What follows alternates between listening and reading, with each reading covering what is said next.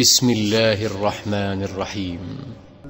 سبح اسم ربك الأعلى الذي خلق فسوى والذي قدر فهدى والذي أخرج المرعى فجعله غثاء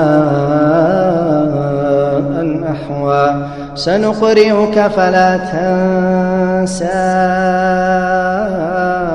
إلا ما شاء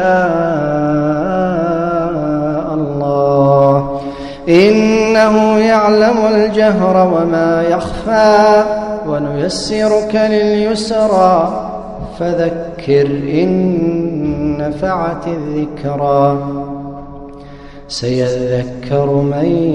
يخشى ويتجنبها الأشقى الذي يصلى النار الكبرى ثم لا يموت فيها ولا يحيا قد أفلح من تزكى وذكر اسم ربه فصلى بل تؤثرون الحياة الدنيا والآخرة خير وأبقى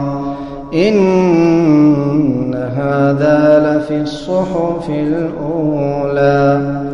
صحف إبراهيم وموسى.